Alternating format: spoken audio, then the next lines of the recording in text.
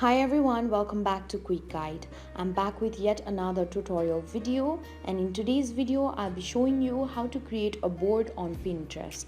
For that, first of all, open up your Pinterest app on your phone. After you open up your app, be sure that you're logged into your account. Then tap on the saved option, which is on bottom right of your screen. After you tap on save, on your right hand side there you'll see a plus sign. Tap on it, select board. Now add your board name. Then if you want to collaborate with your friends or anyone, you can tap on the add friends icon.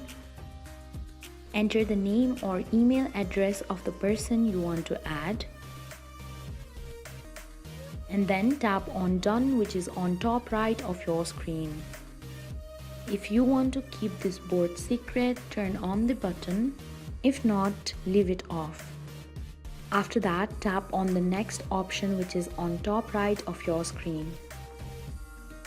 If you want to add pins, tap on the plus sign. Then tap on done. This way you can create board on Pinterest. Thank you for watching. If you like the video, please hit the like button.